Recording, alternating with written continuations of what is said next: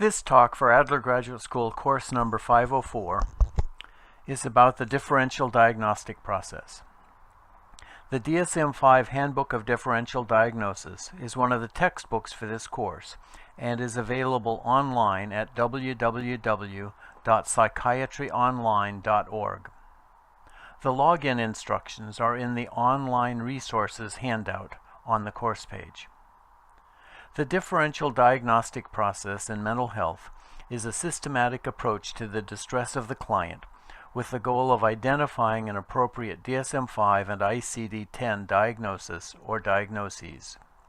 This handbook includes a number of decision trees to guide you in your differential diagnosis reasoning.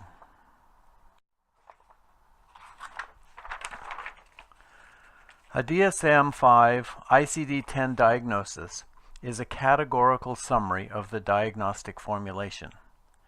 There are other talks for this unit that discuss the diagnostic formulation and the maintenance model.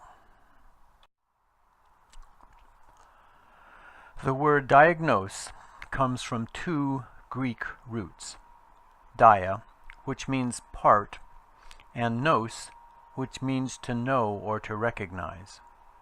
A description and classification system is a familiar concept across the sciences. It sets a foundation for research and for future developments. Consider the elements in chemistry or species in biology.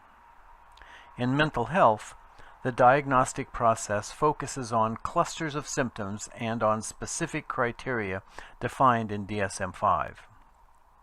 These criteria usually specify a time period, a number of related symptoms, and a frequency of occurrence of these symptoms in order to meet the diagnostic criteria. DSM-5 strives for a reliability in diagnosis so that different clinicians will produce the same diagnosis after interviewing the same client. Now would be a good time to review the definition of a mental disorder on page 20 of DSM-5.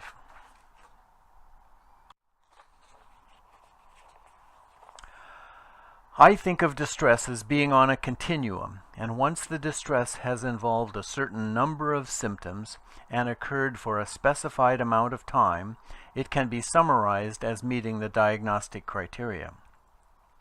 Not all distress can be described with a diagnosis, and a diagnosis changes over time.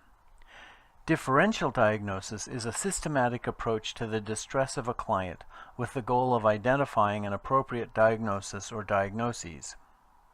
The DSM-5 Handbook of Differential Diagnosis defines 6 steps in the process of differential diagnosis. First, evaluate if the client is making a good faith effort to report their symptoms. Next, consider the possibility that the symptoms are the result of drugs, of abuse, or of prescribed medications. This requires careful inquiry and an awareness of the side effect of some medications. Next, consider a general medical condition, especially if the mental health presentation is atypical in symptom pattern, age of onset, or course. With these etiologies ruled out, the next step is to identify the primary disorder or disorders.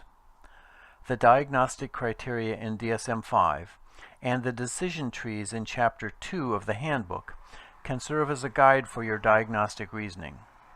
I encourage you to make a diagnosis when you have clearly heard the criteria being met.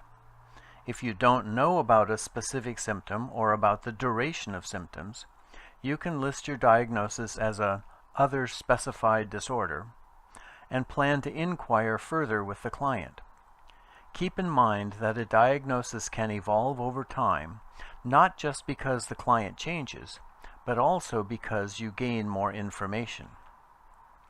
Once you have a diagnosis in mind, consider again the definition of a mental disorder. Clinically significant disturbance of cognition, emotion regulation, or behavior, as well as clinically significant distress or impairment in social, occupational, or other important areas of functioning.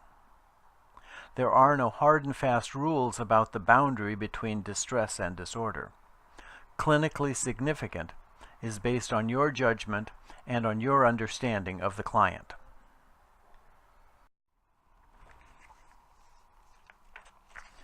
A diagnosis is a cluster of symptoms that have been found to occur together frequently. The DSM-5 defines a diagnosis with the number of symptoms present and a time duration for these symptoms. It is an attempt to create a category with rules that are external to the client or the client's experience.